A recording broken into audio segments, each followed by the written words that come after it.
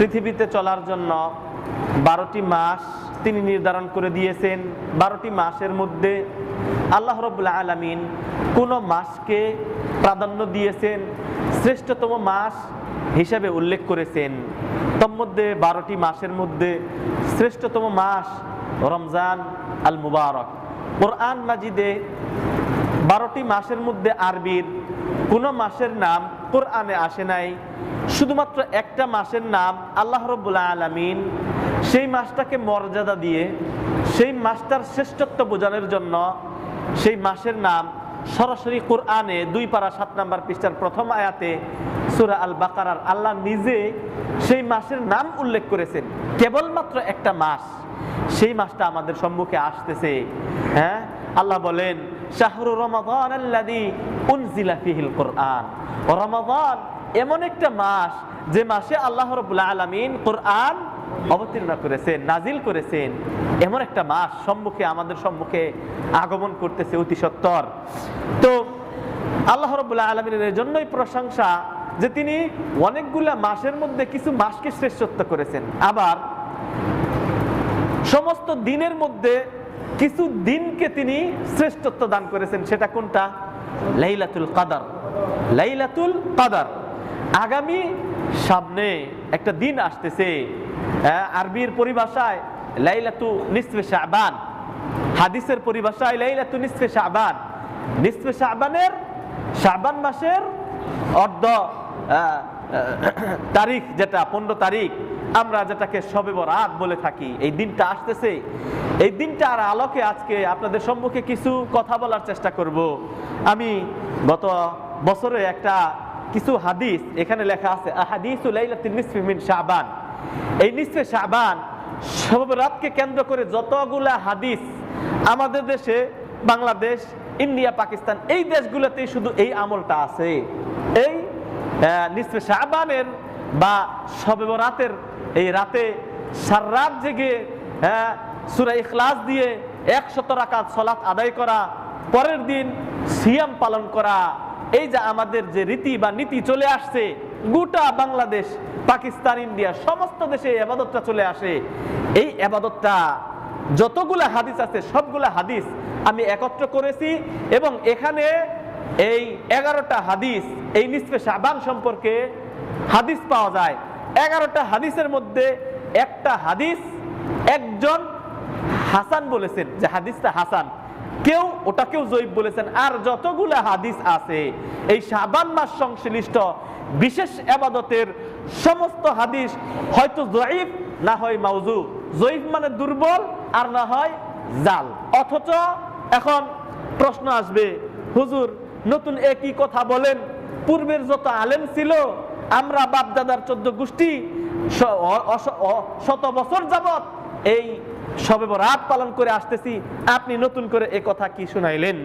আমি বলবো, ভাই, ইসলাম ইমোশনাল জিনিস নয়। ইসলাম বা ইবাদত, মুসলিমের কোন ইবাদত হিন্দুদের মতো না। মুসলিমের ইবাদত হচ্ছে নির্ভর করে কোরআন এবং হাদিসের উপর। কোরআন এবং হাদিসে এসেছে, সেটা আপনি পালন করতে বাধ্য, আপনার আকলে ধরুক আর নাই ধরুক। কিন্তু কোরআন ও হাদিস, হাদিস বলতে সহিহ হাদিস দ্বারা যদি সাব্যস্ত না হয়, সেই ইবাদত যদি আপনি করেন, সারা রাত সারাদিন যদি করেন, সেই ইবাদতের একটা আপনার সামান্যতম সওয়াব আপনি পাবেন না, বরং ওইটা বেদাতে রূপান্তরিত হবে। সেটার করার কারণে, সেই ইবাদত করার কারণে আপনি জাহান্নামী হবেন। এই জন্যই আল্লাহ নবী সাল্লাল্লাহু আলাইহি সাল্লাম বলতেছেন, মান আমিলা আমালান লাইসা আলাইহি আমরুনা ফাহুয়া রাদ্দুন।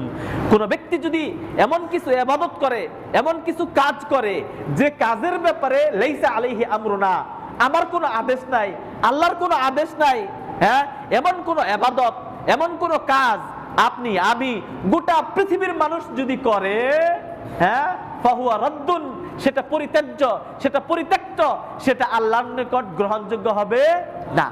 এই জন্য শবে বরাত নিয়ে যারা পালন করবেন, তাদেরকে আজকের জুমার খুতবাটা মনোযোগ সহকারে শোনার জন্য আহ্বান করতেছি। যে সমস্ত আলেমরা টিভিতে, টকশোতে, রেডিওতে, বিভিন্ন জায়গায় আলোচনা করবে এই নিসফে শাবানের ফজিলত, ঘুরে ঘুরে আমার কাছে যে 11টা হাদিস আছে, এই 11টা হাদিসই বিভিন্ন জায়গায় বর্ণনা করবে, বিভিন্ন জায়গায়। এক খুতবাতে আপনাদের 11টা হাদিস আমি শোনাতে পারবো না। প্রসিদ্ধ যে ফজিলতের হাদিস বর্ণনা করে সেগুলা বলবো, এবং কেন এই হাদিসটা জয়ীফ, এই জিনিসগুলো আমার এখানে একত্র করা আছে। এটা আমি কয়েকটা আলোচনা করার চেষ্টা করব। তার আগে শবে বরাত বা লাইলাতুন নিসফে শাবান আরবিতে যদি বলি, এটার অর্থটা কি? সব আরবি শব্দ না, সব একটা ফার্সি শব্দ। সব মানে রাত্র, সব মানে রাত্র। আর বারাত শব্দটাও ফার্সি। যদি এটা আরবি একটা শব্দ ধরি বারাআ, তাহলে এটার অর্থ দাঁড়ায় বিচ্ছিন্নতা। সব এটা আরবি শব্দ নয়, ফার্সি শব্দ, যার অর্থটা হচ্ছে রাত। আর বারাআত এটা যদি আরবি শব্দ ধরি, তাহলে সূরা তাওবার 10 নম্বর পারায় আল্লাহ বলছেন বারাআতুম মিনাল্লাহি ওয়া রাসূলিহি, আল্লাহ এবং তার রাসূল এখান থেকে মুক্ত। তো এখানে বারাআত শব্দের অর্থ হচ্ছে মুক্ত, হ্যাঁ, মুক্ত হওয়া। তো শবে বরাত অর্থ হয় মুক্তির রাত, মুক্তির রাত, কারণ সব রাত্র ফার্সি শব্দ আর বারাআত। তাহলে একটা ফার্সি শব্দ আর একটা আরবি শব্দের মিলিয়ে এর অর্থ দাঁড়ায় কি? মুক্তির রাত। আর বারাআত শব্দটা যদি আপনি ফার্সি ধরেন, দুইটাই শব্দ ধরেন, তাহলে হয় বারাআত মানে ভাগ্য, আর সব মানে রাত্র। তো শবে বারাত দুইটাই ফার্সি শব্দের অর্থ দাঁড়ায় হ্যাঁ ভাগ্য রজনী, ভাগ্য রজনী। তাহলে শবে বরাত আমাদের দেশে যেটা চলে আসছে এটা হলো ভাগ্য রজনী। কেন? এইটা কোরআন এবং হাদিসে কোথাও ডাইরেক্ট শবে বরাত শব্দ দিয়ে কোথাও কোনো হাদিস নাই। শবে বরাত শব্দ, কারণ এই শব্দটাই তো আরবি না। আর কোরআন এবং হাদিস কোন ভাষায় আসছে? আরবি ভাষায়। তো ফার্সি ভাষায় যদি কোরআন অবতীর্ণ হতো, তাহলে না শবে বরাত কোরআন এবং হাদিসে পাওয়া যেত? এটা নাই। যদি আরবি করেন শবে বরাতের, তাহলে হবে কি? লাইলাতুন নিসফে শাবান, নিসফে শাবানের, শাবান মাসের অর্ধেক যে দিন, সেই দিনের রাত্র। তো এইটা তো যারা যত জায়গায় আলেমরা আলোচনা করবে, কয়েকটা আয়াত সূরা দুখানের 4 নাম্বার 3 নাম্বার 4 নাম্বার আয়াত নিয়ে আলোচনা করে প্রমাণ করবে যে শবে বরাত আছে কোরআনে। কিন্তু দেখেন আল্লাহ এখানে কি বলতেছেন, একটু গুমারটা ফাঁস করি। আল্লাহ বলতেছেন সূরা দুখানের 3 নাম্বার এবং 4 নাম্বার আয়াতে, আউযু বিল্লাহি মিনাশ শাইতানির রাজীম, বিসমিল্লাহির রহমানির রহিম, হামিম ওয়াল কিতাবিল মুবিন। হামিম এর অর্থ আল্লাহ ভালো জানে, এটা হুরুফে মুকাত্তাআত মানে বিচ্ছিন্ন হরফ, যেগুলোর অর্থ আল্লাহ ভালো জানে। এগুলোর অর্থ আল্লাহ রাব্বুল আলামিন আমাদেরকে জানেন নাই, নবী সাল্লাল্লাহু আলাইহি ওয়াসাল্লাম আমাদেরকে সেই অর্থগুলো বলেন নাই। তো ওয়াল কিতাবিল মুবিন, এবং কিতাব কোরআন, মুবিন সুস্পষ্ট, ওয়াল কিতাবিল মুবিন সুস্পষ্ট কিতাবের কথা বলার পর আল্লাহ বলতেছেন ইন্না, নিশ্চয় আমরা। আল্লাহর ক্ষেত্রে আল্লাহ বহুবচন ব্যবহার করেন, কারণ লিতাযীম। আল্লাহ কি অনেক না এক? এক। কিন্তু আল্লাহ বলতেছেন ইন্না, নিশ্চয় আমরা। আল্লাহ রাব্বুল আলামিন নিজের জন্য বহুবচন ব্যবহার করেন, কারণ লিতাযীম, সম্মান প্রদর্শন স্বরূপ। যেমন কোন বাংলাদেশ গভর্নমেন্ট যদি কিছু করে, তখন মাননীয় প্রধানমন্ত্রীও বলে কি যে আমাদের সরকার এই কাজ করেছি, তাই না? তো আসলে উনি নিজেই তো সরকার, বলতে পারতো আমি। এটা হচ্ছে সম্মান সূচক শব্দ, বহুবচন ব্যবহার করা হয়। এটা আরবি একটা গ্রামার। কাউকে যদি সম্মান করা হয় তখন বহুবচন ব্যবহার করা হয়। তো আল্লাহ বলতেছেন ইন্না আনজালনাহু, নিশ্চয় আমরা এটাকে অবতীর্ণ করেছি। হু আনজালনা, আমরা অবতীর্ণ করেছি। হু এটাকে, এটা বলতে আল কোরআনকে, হু বলতে এটাকে, বলতে কোরআন। কোথায়? ফি লাইলাতিম মুবারাকা, বরকতময় রাত। লাইল মানে রাত্র, মুবারাকা বরকতময়। তো আল্লাহ বলতেছেন নিশ্চয় আমি এটাকে, এটা বলতে আল কোরআনকে অবতীর্ণ করেছি লাইলাতিম মুবারাকা, বরকতময় রাত্রি।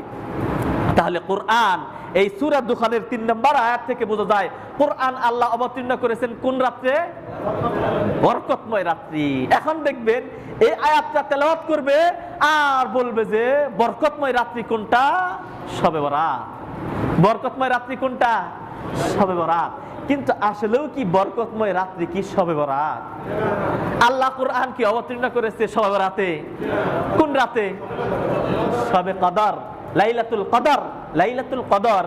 আর এই জন্য আল্লাহ এই জায়গায় অস্পষ্ট, কোথাও আল্লাহ স্পষ্ট করে বলেছেন আর কোথাও আল্লাহ অস্পষ্ট করে বলছেন। এখানে বললেন বরকতময় রাত্রিতে আমি কোরআন অবতীর্ণ করেছি, তো অন্য জায়গায় আল্লাহ আবার ক্লিয়ার করেছেন। সূরা কদরে দেখেন আল্লাহ বলেন কি, সেম আয়াত, একই রকম কাছাকাছি, ইন্না আনজালনাহু ফি লাইলাতুল কদর, নিশ্চয় আমি এই ইহাকে অবতীর্ণ করেছি লাইলাতুল কদর, ভাগ্য রজনীতে। ভাগ্য রজনী কখন? বলবেন, দেখবেন ভাগ্য রজনী হচ্ছে শবে বরাত। এর আবার দলিল দেয় পরের আয়াত দিয়ে, পরের সূরা দুখানের পরের আয়াতে আল্লাহ বলতেছেন ফিহা, এই বরকতময় রাত্রিতে ইউফরাকু, স্থিরকৃত করা হয়, বন্টন করা হয়, কুল্লা আমরিন হাকিম, প্রত্যেকটা কাজ, মানুষের কি হবে, কি করবে, এই সমস্ত কিছুর সমস্ত কাজ এই রাত্রিতে, আগে যে বরকতময় রাত্রির কথা বললো, এই বরকতময় রাত্রিতে সমস্ত কিছু ভাগ্যের ফয়সালা করা হয়। এখন বলে ভাগ্যের ফয়সালা কোন রাত্রে হয়? শবে বরাত রাতে। অথচ স্পষ্টত আল্লাহ রাব্বুল আলামিন এখানে অস্পষ্ট করে বললেন বরকতময় রাত্রিতে আমি কোরআন অবতীর্ণ করেছি, যে রাত্রিতে মানুষের ভাগ্য নির্ধারিত হয়। আল্লাহ অন্য জায়গায় বলেছেন ইন্না আনজালনাহু ফি লাইলাতুল কদর, আমি নিশ্চয় ইহাকে অবতীর্ণ করেছি লাইলাতুল কদর। আর লাইলাতুল কদর বিল ইত্তেফাক রমজান মাসে, রমজান মাস ব্যতীত অন্য মাসে লাইলাতুল কদর হবে কোন আলেম বলে নাই। লাইলাতুল কদর সকল মুসলমান কখন খুঁজে? রমজানের শেষ দশকে। এই জন্য আপনার ওখানে আল্লাহ রাব্বুল আলামিন মাস উল্লেখ করে দিলেন। আবার আল্লাহ রাব্বুল আলামিন এখানে বলছেন নিশ্চয় আমি ইহাকে অবতীর্ণ করেছি, কোরআনের নাম এখানে নেই, উল্লেখ করে নাই। কিন্তু আবার দেখেন শাহরুর রমাদানাল্লাযী উনজিলা ফীহিল কুরআন, রমজান এমন একটা মাস যে মাসে আল্লাহ কোরআন অবতীর্ণ করেছেন। তাহলে কোরআন অবতীর্ণ করেছেন কোন মাসে? এটা কার? রমজান মাসে কোরআন অবতীর্ণ করেছি। আর এই সূরা দুখানে কি বললেন? বরকতময় রাত্রিতে। তাহলে বরকতময় রাত্রি কোন জায়গায় হবে? রমজান মাসে। রমজান মাসের বাইরে হবে না। এই জন্য সম্মানিত ভাইরা, যত টকশো দেখবেন, যত কিছু দেখবেন, এই সূরা দুখানের আয়াত বলবে আর বলবে যে এগুলা সব দ্বারা উদ্দেশ্য হচ্ছে শবে বরাত। কিন্তু প্রকৃতপক্ষে এইগুলার দ্বারা উদ্দেশ্য হচ্ছে লাইলাতুল কদর, যেটা রমজান মাসের শেষের দশকে, সেখানেই ভাগ্য রজনী লাইলাতুল কদরে। আল্লাহ রাব্বুল আলামিন আরেকটা বিষয় জানা দরকার, যে ভাগ্য রজনী লাইলাতুল কদরের সমস্ত মানুষের সৃষ্টি করার, সমস্ত মানুষ না, যত কিছু আছে আল্লাহ রাব্বুল আলামিন সমস্ত মানুষ, জিন, সমস্ত কিছুর ভাগ্য আল্লাহ রাব্বুল আলামিন লিখে দিয়েছেন লাউহে মাহফুজে, আপনাকে আমাকে সৃষ্টি করার 50,000 বছর পূর্বে। সুবহানাল্লাহ, এটা আল্লাহর জেহেনে আছে। আপনি কোন দিন কয় টাকা ইনকাম করবেন, কি খাবেন, কার সাথে তর্ক করবেন, বিতর্ক করবেন, সমস্ত কিছু আল্লাহর ইলমে, আল্লাহর জ্ঞানে লাউহে মাহফুজে লিপিবদ্ধ করেছেন। আর প্রত্যেক বছর লাইলাতুল কদরে লাউহে মাহফুজ থেকে ওই বছর যতটুকু আপনি রিজিক প্রাপ্ত হবেন, যতটুকু যা কিছু করবেন, সেইটা পুনরায় বাৎসরিক বন্টন হয় না? ওই যে আমরা সংসদে কি পাস করে? বাজেট পাস করে, তাই না? বাৎসরিক বাজেট পাস। তো আল্লাহ রাব্বুল আলামিন আপনার জীবনের বাজেট লাউহে মাহফুজে পাস করে দিয়েছেন, লিখে দিয়েছেন। এরপরে প্রত্যেক বছর রমজান মাসে লাইলাতুল কদরে আপনার বাৎসরিক বাজেট আল্লাহ রাব্বুল আলামিন লাউহে মাহফুজ থেকে আপনার ভাগ্যের জন্য নির্ধারণ করে দেন। সেটা লাইলাতুল কদরে, কখনোই শবে বরাতের রাতে না। সম্মানিত ভাইরা, কোরআন থেকে যারা প্রমাণ করতে চায় তাদের ব্যাপারে আমি বললাম, আপনারা দেখবেন সূরা দুখানের 3 এবং 4 নম্বর আয়াত আলোচনা করবে এই রমজানের এই আয়াত আর লাইলাতুল কদর। এইগুলা একটা গুলমাল পাকিয়ে বুঝাতে চাবে যে এই আয়াতগুলা মূলত উদ্দেশ্য হচ্ছে শবে বরাতের, এটাই বুঝাতে চাবে। কিন্তু প্রকৃতপক্ষে এই আয়াতগুলা দ্বারা উদ্দেশ্য হচ্ছে কোন রাত্র? লাইলাতুল কদর, শবে বরাত নাই। সম্মানিত ভাইরা, এবার আসি শবে বরাতের রাতে কি কি হাদিসের ফজিলত আছে, সর্বশেষ আলোচনা করব আমাদের করণীয় কি। তো শবে বরাত পালনের ব্যাপারে 11টারও বেশি বা আরো হাদিস আছে। তো কয়েকটা হাদিস আমি আপনাদেরকে শোনাই। 1 নাম্বার, মান আহইয়া লাইলাতাল ঈদি ওয়া লাইলাতান নিসফি মিন শাবান লাম ইয়ামুত কলবুহু ইয়াওমা তামুতুল কুলুব। আল্লাহর নবী সাল্লাল্লাহু আলাইহি ওয়াসাল্লাম বলেছেন, জাল হাদিস মাউযু হাদিস, বলতেছেন মান আহইয়া লাইলাতাল ঈদি, যে ব্যক্তি ঈদের রাত্রি জাগ্রত হয়, ঈদের রাত্রিতে যে জাগ্রত থাকে, ওয়া লাইলাতান নিসফি মিন শাবান, এবং নিসফে শাবান শবে বরাতের যে রাত্রি, শাবান মাসের অর্ধ দিবসের যে রাত্রিটি, সেই রাত্রিতে যে ব্যক্তি জাগ্রত থাকে, লাম ইয়ামুত কলবুহু, তার কলব, তার অন্তরটা মরে না, ইয়াউমা তামুতুল কুলুব, যেদিন সমস্ত অন্তর মরে যায়। সুবহানাল্লাহ বলবেন না কি বলবেন? সুবহানাল্লাহ, এই হাদিসটাই বলবে। আর সমস্ত মানুষ না বুঝে সুবহানাল্লাহ পাঠ করবে। হ্যাঁ, না বুঝে সুবহানাল্লাহ। মানে আমরা এমন বাঙালি ইমোশনাল জাতি, খালি দিবস চাই, সারা বছর আমল করব না, হুজুর এক রাত আমল করব জান্নাত পাবো। হ্যাঁ, আর সারা বছর ইবাদতের দ্বার কাছে নাই, এমন জিনিস আমরা চাই। হ্যাঁ, মানে হুজুর জাদু দিয়ে আমারে পার করে দিবেন। হ্যাঁ, চাকরি হইতেছে না, এমন একটা ফু দিবেন, ফুতে যেন আমি পার হয়ে যাই, চাকরি হয়ে যায়। এই জাতি আমরা, বুঝতে পারছেন? কিন্তু ইমোশনাল জাতি। এই হাদিসটা যায়ীফ, এই হাদিসটা যায়ীফ, অনেকগুলা কারণ। হাদা হাদিসুন, এই হাদিসটা ইবনুল জাওজি ফিল ইলাল আল মুতানাহিয়া 562 নাম্বার পৃষ্ঠাতে উল্লেখ করে তিনি বলতেছেন, হাদা হাদিসুন লা ইয়াসিহু আর রাসূলিল্লাহি সাল্লাল্লাহু আলাইহি ওয়াসাল্লাম, এটা এমন একটা হাদিস যেটা নবী সাল্লাল্লাহু আলাইহি ওয়াসাল্লাম থেকে প্রমাণিত না। তাহলে এটা আপনি হাদিস কিভাবে বলেন? যে ব্যক্তি এই হাদিস বর্ণনা করেছেন তিনিই বলতেছেন এই হাদিসটা রাসূল থেকে প্রমাণিত না, কিন্তু আলেম সমাজ এই হাদিসের তাখরিজ করে না, দেখে না যে হাদিসটা প্রকৃত পক্ষে আল্লাহ নবীর কিনা। এইটা আপনার গবেষণা করার জন্য একটা বিভাগ আছে। এই জন্য মদিনা ইউনিভার্সিটিতে একটা ডিপার্টমেন্ট আছে, এটাকে বলা হয় কুল্লিয়াতুল হাদিস। ওখানে শুধু হাদিস নিয়েই পড়া হয়, কোন হাদিস সহিহ না যায়ীফ এটা প্রমাণিত করার জন্য দেখার জন্য একটা ইলম দরকার। এই ইলম সবার মাঝে নাই, অধিকাংশ আলেমের বাংলাদেশে এই ইলমটা নাই। কারণ বড় বড় আলেম বুখারী পড়ায় 30 বছর যাবত, এই আলেমের সম্মুখে কোনো এক সময় বলা হলো এই হাদিসটা সহিহ না, তখন সে বলতেছে হাদিস আবার যায়ীফ হয়, হাদিস আবার যায়ীফ হয়।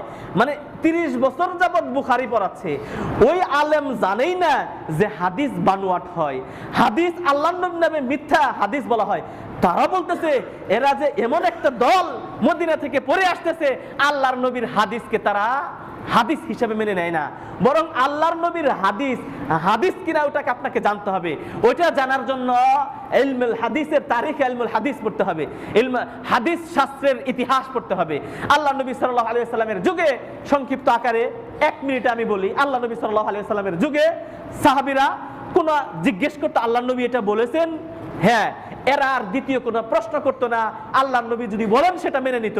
হ্যাঁ, এরপর দেখা গেল আল্লাহ নবীর যুগ চলে গেল, সাহাবীদের যুগ, পরবর্তী তাবেঈদের যুগে আব্দুল্লাহ বিন সালাম ইহুদিদের প্রধান ছিল। এই সমস্ত লোকেরা আল্লাহর নবীর নামে মিথ্যা হাদিস রচনা করলো। কেন? তারা ইহুদি, দেখলো মুসলমানদের ঘায়েল করার জন্য একটা অস্ত্র আছে, সেটা কি আপনি যত যুক্তি দিয়েই বোঝান মুসলিম বুঝে না, কিন্তু যখন বলেন আল্লাহ বলছে, রাসূল বলছে, এইবার তারা সারেন্ডার, ওই কথা তারা মেনে নেয়। এইবার বলে সুযোগ একটা পাইছি। মুসলমান তো আল্লাহ এবং তার রাসূলের কথাই মেনে নেয়, ওরা বুঝবো কেমনে যে এটা আল্লাহর কথা না রাসূলের কথা? হ্যাঁ, আল্লাহর কথা কোরআন দিয়ে বুঝবে, রাসূলের কথা কে কার কথা শুনছে কিভাবে বুঝবে? এইবার বিভিন্ন মসজিদে যায়, যে রাসূলের নামে মিথ্যা হাদিস বানোয়াট বর্ণনা করে দেয়, আর মানুষ সুবহানাল্লাহ আলহামদুলিল্লাহ পাঠ করে সাহাবীরা। এইবার ইয়াহইয়া ইবনে মুঈন দামেস্কে বাড়ি তার, সে কোন একদিন এক মসজিদে ঢুকছে, ঢুকার পর দেখে একজন খুব জোরালো বক্তব্য দিতেছে, আর মানুষ তাক লাগিয়ে তার দিকে তাকিয়ে আছে, মানে খুব কঠিন বক্তব্য। হ্যাঁ, তখন ইয়াহইয়া ইবনে মুঈন ওই পিছনের কাতারে বসে শুনতেছে যে মানুষ কি বক্তব্যটা দেয়। তো সে বলতেছে ইয়াহইয়া ইবনে মুঈন বলেছেন আল্লাহর নবী এটা বলেছে। ইয়াহইয়া ইবনে মুঈন বলে, কি রে, আমি তো ইয়াহইয়া ইবনে মুঈন, আমি তো এই কথা রাসূলের কাছ থেকে শুনি নাই, এটা তো আমি বলি নাই, এ কি বলে। এইবার দেখেন ইয়াহইয়া ইবনে মুঈন বক্তব্য শেষ, সব মানুষ চলে যাচ্ছে, যাওয়ার পর একে রাখতেছে, ভাই তুমি যে বললা ইয়াহইয়া ইবনে মুঈন রাসূলের কাছ থেকে এই হাদিস বর্ণনা করছে, কারণ ইয়াহইয়া ইবনে মুঈন সকলে সম্মানিত ব্যক্তি, ইয়াহইয়া ইবনে মুঈন সে রাসূলের কাছ থেকে অনেক হাদিস শুনেছে, তার নাম দিয়ে যদি হাদিস বলে সমস্ত মানুষ শুনে না, এটা ঠিক, কারণ ইয়াহইয়া ইবনে মুঈন অনেক হাদিস জানে। এবার বলে যে তুমি কি ইয়াহইয়া ইবনে মুঈন রে চিনো? বলছে হ্যাঁ হ্যাঁ, মদিনার অধিবাসী। বলছে আমি তো ইয়াহইয়া ইবনে মুঈন, এই কথা তো আমি কোনোদিন বলি নাই। এইবার সরাসরি ইয়াহইয়া ইবনে মুঈনকে ধোঁকা দেওয়ার জন্য বলতেছে যে বোকার জাত, কত ইয়াহইয়া ইবনে মুঈন আছে, তুমি একাই কি ইয়াহইয়া ইবনে মুঈন, খালি তোমার নাম ইয়াহইয়া ইবনে মুঈন। দেখেন মূলত মুহাদ্দিসদের মধ্যে ইয়াহইয়া ইবনে মুঈন উনি, হ্যাঁ, এইভাবে ধোঁকা দিয়ে নবীর নামে অসংখ্য মিথ্যা জাল বানোয়াট হাদিস রচনা করলো। এইবার ইমাম বুখারী যখন আসলেন, তিনি স্বপ্ন দেখলেন। কি স্বপ্ন দেখলেন? আল্লাহ নবী সাল্লাল্লাহু আলাইহি ওয়াসাল্লামের গায়ে মাছি বসতেছে। হ্যাঁ, ইমাম বুখারী যখন হাদিসের দার্সে বসেন, তো হাদিসের দার্সে বসার পর পিছনে বসেন, খাতাও নাই কলমও নাই, চুপ করে বসেন পিছনে। হ্যাঁ, খাতাও নাই কলমে নাই, অন্য সব ছাত্রদের খাতা নিয়ে আসে, কলম নিয়ে আসে, উস্তাদ হাদিসের দার্স দেয়, তারা ওটা লিখে নাই, ইমাম বুখারী ওটা লেখেন না। এবার ছাত্ররা বলে যে এটা এমন এক ছাত্র উস্তাদ, এ কিছুই নিয়ে আসে না, খাতাও নাই কলমে নাই, একটা এরকম আসে, পিছনে আসে, বসে চলে যায়। তখন উস্তাদ তাকে জিজ্ঞেস করলো, তুমি এভাবে আসো কেন, তোমার খাতা কলম নাই, কি ব্যাপার? তখন ইমাম বুখারী রাহিমাহুল্লাহকে উস্তাদ জিজ্ঞেস করেন, উস্তাদ আমার খাতা কলমের দরকার নাই, আপনি প্রথম থেকে নিয়ে শেষ পর্যন্ত যতগুলা কথা, যতগুলা হাদিস বর্ণনা করেছেন, আপনি যেভাবে বর্ণনা করেছেন আমি ওভাবেই মুখস্থ করে নিয়েছি। সুবহানাল্লাহ। এইবার ইমাম বুখারী রাহিমাহুল্লাহ, হ্যাঁ, উস্তাদের প্রথম দিনের হাদিস থেকে শুরু করে ওই দিন পর্যন্ত যত হাদিস দাঁড়িয়ে একাধারে তিনি শুনিয়ে দিলেন। সুবহানাল্লাহ। এটা হলো ইমাম বুখারী। তখন তিনি বলতেছেন, উস্তাদ আমি একটা স্বপ্ন দেখলাম। কি স্বপ্ন? দেখি যে আল্লাহর নবীর গায়ে মাছি বসতেছে, আমি সেই মাছিগুলো তাড়াচ্ছি। হ্যাঁ, সেই মাছিগুলো তাড়াচ্ছি। উস্তাদ, ইমাম বুখারীর উস্তাদ স্বপ্নের তাবির করলেন, আল্লাহর নবীর নামে অসংখ্য মিথ্যা হাদিস ছড়ানো হচ্ছে, যেটা তুমি স্বপ্নে দেখতেছ আল্লাহর নবীর গায়ে মাছি বসতে, সেগুলো তুমি তাড়াচ্ছ। মানে যত জাল বানোয়াট আল্লাহর নবীর নামে ছড়ানো হইতেছে, এই জাল বানোয়াট হাদিসগুলো তুমি আল্লাহর নবীর নাম থেকে তুমি স্পষ্ট করে দিবে, মানুষের কাছে স্পষ্ট করবে এটা জাল হাদিস, এটা বানোয়াট হাদিস, মিথ্যা হাদিস। হ্যাঁ, এই কাজটা তোমার দ্বারা আল্লাহ করাবেন, এই জন্য তোমাকে এই স্বপ্ন আল্লাহ দেখাইছেন। সুবহানাল্লাহ। এরপর ইমাম বুখারীকে টেস্ট করার জন্য ডাকছেন সেই সাম্রাজ্যে। ডাকার পর ওখানে যারা মুহাদ্দিস আছে, যখন শুনতে পাইছে যে এমন একজন আলেম আসছে, ও যা শুনে তাই মুখস্থ হয়ে যায়। সুবহানাল্লাহ। তো তারা 100টা হাদিস উলট পালট করলো, মানে হাদিস সঠিক যেরকম এরকমও, ব্যাঠিক যেমন ওইটারও উলট পালট করার পর ইমাম বুখারীরে ডাকছে ওখানকার মুহাদ্দিসেরা তাকে টেস্ট করার জন্য, তুমি কেমন আলেম, সত্যি কিনা, তুমি আবার স্বপ্ন এরকম দেখছো। এইবার 100টা হাদিস যেমন সঠিক ওভাবেও বললো তার সামনে, এবং উল্টা করে ওই হাদিসগুলো তার সামনে পাঠ করলো। এবার বলে, তুমি বলো তো এই হাদিসের ব্যাপারে তুমি কিছু অভিমত দাও। ইমাম বুখারী রাহিমাহুল্লাহ এবার তিনি তারা যে সমস্ত হাদিস সঠিকভাবে বর্ণনা করছেন, ওগুলো সঠিকভাবে বর্ণনা করেছেন, শব্দ শব্দ অক্ষর জের জবর যেমন ওই রকম ভাবে, এবং ওই হাদিসগুলা উল্টা করে মিথ্যা করে যেভাবে তার সামনে পাঠ করেছেন, ঠিক অনুরূপ ভাবে ওই মিথ্যা রূপ করে মিথ্যা রকম করে ওভাবেই তাদেরকে পাঠ করে শুনিয়েছেন। সুবহানাল্লাহ। মনে হচ্ছে যেন এটা রেকর্ড, মানে কেউ পাঠ করছে, ওটা রেকর্ড করছে, ওটা আবার চালু করা হয়েছে। সুবহানাল্লাহ। এই ইমাম বুখারী রাহিমাহুল্লাহ দেখেন পরবর্তীতে একটা হাদিসের ব্যাপারে তিনি কি বলতেছেন। মা আয়েশা সিদ্দিকা রাদিয়াল্লাহু তাআলা আনহা কোন একদিন রাতে বের হলেন, বের হওয়ার পর দেখতেছে স্বামী নাই, রাতের অন্ধকার, তখন তার লাইট ছিল না, রাতের অন্ধকার, স্বামী নাই। কে নাই? স্বামীকে আল্লাহ নবী সাল্লাল্লাহু আলাইহি ওয়াসাল্লাম নাই, বিছানায় গেল কোথায়? এইবার আল্লাহ নবী সাল্লাল্লাহু আলাইহি ওয়াসাল্লামের উপর সন্দেহ জেগে গেল স্ত্রীর, যে আল্লাহ নবীর তো আরো স্ত্রী আছে, সম্ভবত আমাকে বাদ দিয়ে সেই স্ত্রীদের কাছে চলে গেছে। নাউযুবিল্লাহ মিন যালিক। এইবার মা আয়েশা সিদ্দিকা রাদিয়াল্লাহু তাআলা আনহা আল্লাহ নবীকে খুঁজতে খুঁজতে বের হয়ে যাচ্ছেন, যে দেখে জান্নাতুল বাকি, দেখ কোথায়? আপনারা বলেন জান্নাতুল বাকি, নামটাও ভুল। এটার নাম হচ্ছে বাকিউল গারকাদ, জান্নাতুল বাকি না। যত বাঙালি যায় হজ করতে মদিনাতে, হ্যাঁ সৌদি আরবে হজ করতে যায়, জান্নাতুল বাকি দেখতে যাবে, নামটাও জানে না। ওই মদিনাতে যে কবরস্থান, ওই কবরস্থানের নাম হচ্ছে বাকিউল গারকাদ। গারকাদ একটা কাঁটাযুক্ত গাছ, ওখানে একটা কাঁটাযুক্ত গাছ ছিল, নবীর যুগ থেকে, তার আগের যুগ থেকে ওখানে কবর দিয়ে আসতেছে, ওই কবরস্থানের নাম হচ্ছে বাকিউল গারকাদ। কিন্তু আমরা নাম দিয়েছি জান্নাতুল বাকি। ওখানে তো কাফেরদেরও কবর আছে, হ্যাঁ, ওই যে জান্নাতুল বাকি কিভাবে হয়? যাই হোক, মা আয়েশা সিদ্দিকা রাদিয়াল্লাহু আনহা খুঁজতে গেলেন, আল্লাহর নবীকে পাইলেন কোথায়? বাকি গারকাতে। হ্যাঁ, বাকি গারকাতে দেখতেছেন তিনি কাঁদতেছেন। এটা কোন দিন ছিল? এই শবে বরাতের রাত্রিতে, শবে বরাতের রাত্রিতে। হ্যাঁ, তারপর তিনি দেখার পর তখন বলতেছে, আল্লাহ নবী, আমি আপনার উপর সন্দেহ করেছিলাম, আসলে ওই বিষয়টা তা না, হ্যাঁ আপনি তো কি। এই হাদিসটা বলবে এই শবে বরাতের রাত্রিতে, বলার পর মানুষও শুনবে। এই দেখেন আল্লাহ নবী নিজেই শবে বরাতে কোথায় গেছেন? কবর জিয়ারত করার জন্য চলেছেন। এই জন্য আপনারা সবাই সহ শবে বরাতে কোথায় যাবেন? কবর জিয়ারতে যাবেন। এই হাদিস, হ্যাঁ, হাদিসটি ইমাম তিরমিজি এবং ইবনে মাজাতে আছে। ইমাম তিরমিজি নিজে এই হাদিস বর্ণনা করার পর তিনি নিজে বলতেছেন, সাআলতু মুহাম্মদ ইবনে মুহাম্মদ, অর্থাৎ ইমাম বুখারীর নাম কি? হ্যাঁ, মুহাম্মদ বিন আব্দুল্লাহ। তিনি বলতেছেন এই হাদিস বর্ণনা করার পর এই হাদিস সম্পর্কে আমি জিজ্ঞেস করছি মুহাম্মদ বিন আব্দুল্লাহ আল বুখারী আল জুআফি, তাকে আমি জিজ্ঞেস করছি। তিনি বলছেন এই হাদিসটা যায়ীফ। এই হাদিসটা কি? যায়ীফ। ইমাম তিরমিজিও হাদিস কার কাছ থেকে নিল? ইমাম বুখারীর কাছ থেকে, কারণ তিনি জানেন হাদিস বিষয়ের আলেম ইমাম বুখারী রাহিমাহুল্লাহ। সম্মানিত ভাইয়েরা, এই শাবান মাসের ফজিলত বর্ণনা করতে যে বলবে কবর জিয়ারত করো, এই হাদিসগুলা বলবে, কিন্তু এই হাদিসগুলা সঠিক নয়। আরো কিছু হাদিস বলবে যে সবগুলা হাদিস, কোন হাদিসই সহি পাবেন না। যতগুলা এই রাতে জাগ্রত হওয়ার ব্যাপারে কিছু হাদিস আছে। আলী ইবনে আবি তালেব থেকে বর্ণিত, তিনি বলেন, ইদা কানা লাইলাতুন নিসফি শাবান ফাকুমু লাইলাহা, যখন নিসফে শাবান আসবে, শবে বরাত আসবে, আলী থেকে বর্ণিত, তিনি বলেন, ফাকুমু লাইলাহা, রাত্রি জাগ্রত হও, ওয়াসুমু নাহারাহা, পরের দিন রোজা রাখো। এই হাদিসটা দিয়ে সারা রাত ইবাদত করাবে এবং পরের দিন কি করবে? রোজা রাখাবে। ফাইন্নাল্লাহা তাআলা ইয়ানজিলু ফিহা লিগুরুবিশ শামস, কারণ আল্লাহ তাআলা ওই রাত্রিতে কাছাকাছি আসমান চলে আসেন, ইলা সামাইদ দুনিয়া, দুনিয়ার আসমানে চলে আসেন এবং বলেন, আলা মুস্তাগফিরিন ফাগফিরুলাহ, কেউ কি আসো ক্ষমা চাবা, আমি ক্ষমা করে দিব। এটা কোন রাত্রিতে? শবে বরাতের রাত্রিতে। এই হাদিসটা সহি নয় কয়েকটা কারণে। এই হাদিসটা সহি নয় অনেকগুলো কারণে।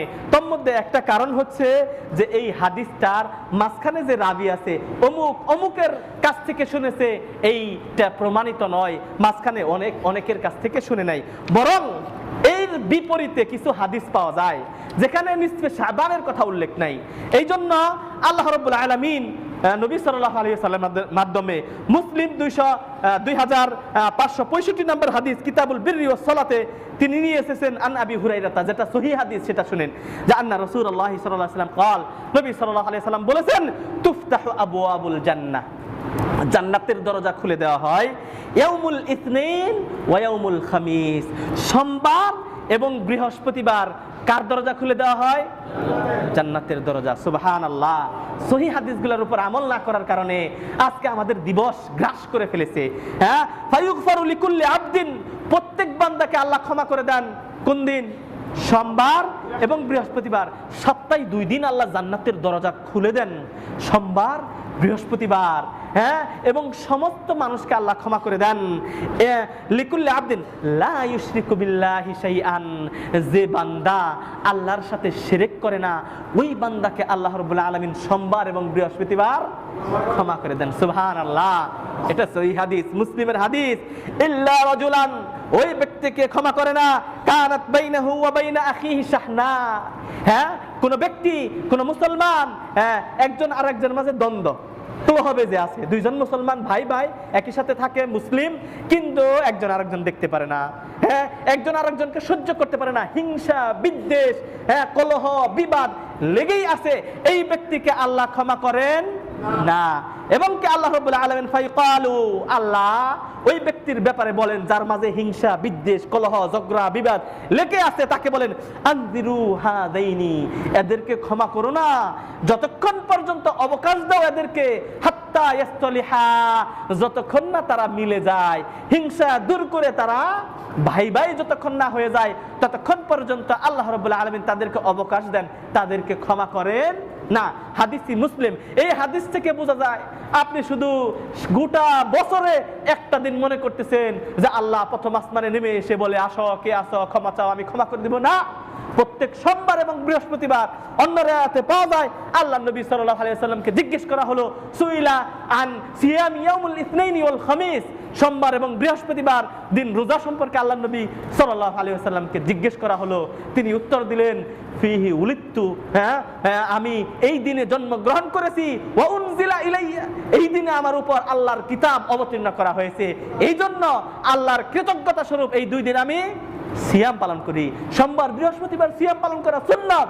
আপনি সুন্নতের উপর আমল না করে গোটা বছর কয়টা সপ্তাহ, এক বছরে 52টা সপ্তাহ, 52টা সপ্তাহে যদি 2টা করে রোজা রাখেন, 52 দুগুণে 104টা সিয়াম আপনি পালন না করে সারা গোটা বছর প্রত্যেক সপ্তাহে 2 দিন আপনাকে আল্লাহ নবী সাল্লাল্লাহু আলাইহি ওয়াসাল্লাম রোজা রাখতে বললেন, সেই দিন রোজা না রাখে ওই সব রাতের যেদিন আসবে সেই দিন পালন করে নেবেন গাছ, আর বাকি সুন্নতি আমল বরবাদ করে দিলেন। এটা নয়, বরং আল্লাহ নবীর সুন্নাত যদি পালন করতে যান সোমবার আর বৃহস্পতিবার রোজা রাখুন। অন্য হাদিস এসেছে যে তুরাদু আল আমালু ইয়াউমুল ইসনাইন, মানুষের আমলনামা সোমবার দিন আল্লাহর কাছে পেশ করা হয়। সুবহানাল্লাহ। ওয়া আল খামিস, এবং বৃহস্পতিবার। সোমবার ও বৃহস্পতিবার আপনি এবং আমরা যে সমস্ত আমল করি আল্লাহর কাছে সাবমিট করা হয়, পেশ করা হয়। ফাআহাব্বু, আল্লাহ নবী বলেছেন যে আমি চাই আইয়ু রাযা আমালি ওয়া আনা সাইমুন, আমার আমলগুলো আল্লাহর কাছে এমন অবস্থায় যাক যে আমি রোজা, আমি সোমবার দিন বৃহস্পতিবার এই জন্যই রোজা রাখি, আমি জন্মগ্রহণ করেছি, আল্লাহ আমার উপর ওহী অবতীর্ণ করেছেন, আর আমি চাই যে যেহেতু আমলনামা আল্লাহর কাছে পেশ করা হয়, রোজা অবস্থায়, সিয়াম অবস্থায় যেন আমার আমলনামা আল্লাহর কাছে পৌঁছায়, এটা আমি চাই। সম্মানিত ভাইরা, আর আল্লাহ রাব্বুল আলামিন শুধু নিসফে শাবানের এই রাত্রিতে আল্লাহ নিচে নামেন না, বরং আবু হুরায়রা থেকে বর্ণিত ইয়ানজিলু রাব্বুনা তাবারাকা ওয়া তাআলা কুল্লা লাইলা, আল্লাহ প্রত্যেক রাত্রিতে আসমানের এই প্রথম আসমানে এসে বলেন হিনা ইয়াবকা সুলুসুল লাইল, রাতের যখন তৃতীয় অংশ পার হয়ে যায়, মানে রাতের শেষ প্রহর যখন চলে আসে, ফায়াকুল, আল্লাহ নবী আল্লাহ রাব্বুল আলামিন বলেন মাইয়াদউনি ফাআস্তাজিব লাহ, কে আমার কাছে চাবে আমি তার চাওয়া পূরণ করব। সুবহানাল্লাহ। আল্লাহ কত দয়াশীল, প্রত্যেক রাত্রিতে চায়, আর আপনি প্রত্যেক রাত্রিতে না উঠে ওই শবে বরাতের একদিন রাতে আল্লাহ প্রত্যেক দিন রাতে আপনাকে বলেন মাইয়াদউনি ফাআস্তাজিব লাহ, কে আমাকে ডাকো, কে আমার কাছে চাও, কে অসুস্থ, কার টাকা দরকার, কার জমি দরকার, কার বাগিচা দরকার, কার সুস্থতা দরকার, আমার কাছে চাও, ফাআস্তাজিব লাহ, আমি দিয়ে দিব। রাতের শেষ প্রহরে আল্লাহ রাব্বুল আলামিন এইটা বলেন, আর আপনি তো স্মার্টফোন নিয়ে ব্যস্ত থাকেন, যুবক ভাইরা প্রেম নিয়ে ব্যস্ত, গার্লফ্রেন্ডদের সাথে কথা বলে ব্যস্ত, আর অধিকাংশ মানুষ তখন ঘুমে ব্যস্ত। তখন আল্লাহর কাছে চান, প্রত্যেকদিন আল্লাহ আপনাকে ডাকে, কত দয়াশীল, কত দয়ালু আমার আল্লাহ। প্রত্যেকদিন ডাকে, মাইয়াসআলুনি ফাউতিয়াহু, কে আমার কাছে চাবে আমি তাকে দিব, মাইয়াস্তাগফিরুনি ফাআগফির লাহ, কে গুনাহ করেছো, জিনা করেছো, তুমি অপরাধ করেছো, চুরি করেছো, ডাকাতি করে ফেলেছো, কে আমার কাছে ক্ষমা চাবে আমি তাকে ক্ষমা করে দিব। প্রত্যেকদিন আল্লাহ রাব্বুল আলামিন এভাবে ডাকে। সম্মানিত ভাইরা, শবে রাত সম্পর্কে বিস্তারিত আলোচনা করতে পারলাম না, যতটুকু আলোচনা করলাম শবে রাত সংশ্লিষ্ট যতগুলো হাদিস আছে সমস্তগুলো জয়ীফ, একটা হাদিস ব্যতীত যা একটা হাদিস হাসান, সেটা হচ্ছে নিসফে শাবানের রাত্রিতে আল্লাহ রাব্বুল আলামিন সমস্ত মানুষকে ক্ষমা করে দেন। 2 শ্রেণীর মানুষকে আল্লাহ ক্ষমা করে না, একটা মুশরিক, মুশাহিন, হিংসাত্মক ব্যক্তি যে হিংসা করে, আর যে ব্যক্তি আল্লাহর সাথে শিরক করে, এই ব্যক্তিকে, এই 2 ব্যক্তিকে আল্লাহ ক্ষমা করে না। আর সমস্ত ব্যক্তিকে এই শবে রাতের রাত্রিতে আল্লাহ ক্ষমা করে দেন। এই হাদিসটা কেউ কেউ হাসান বলেছেন, আর সমস্ত হাদিস জয়ীফ। কিন্তু এই হাদিসের আলোকে বিশেষ ইবাদত কোনো হাদিস দ্বারা সাব্যস্ত নাই। যদিও শবে বরাতের একটা হাদিস হাসান হাদিস, বোঝা যাচ্ছে এর একটা ফজিলত আছে, কিন্তু এই রাতের আলোকে বিশেষ কোনো ইবাদত কোরআন এবং হাদিস দ্বারা প্রমাণিত নাই। আপনি তাহাজ্জুদ পড়েন, নিয়মিত যে তাহাজ্জুদ, সেই তাহাজ্জুদ পড়েন। অন্য রাত্রিতে যেমন প্রত্যেক রাত্রিতে আল্লাহ আপনাকে ডাকে, তাহাজ্জুদ পড়া সেভাবে আপনি ডাকে সাড়া দেন, কোনো সমস্যা নাই। কিন্তু বিশেষ ইবাদত করার কোনো যুক্তিগতা কোরআন এবং হাদিসে নাই। আল্লাহ রাব্বুল আলামিন যদি তৌফিক দান করেন, সামনে আরো শবে বরাত সম্পর্কে আলোচনা করব ইনশাআল্লাহ। ওয়া মা তাওফীকি ইল্লা বিল্লাহ, আলাইহি তাওয়াক্কালতু ওয়া ইলাইহি উনীব।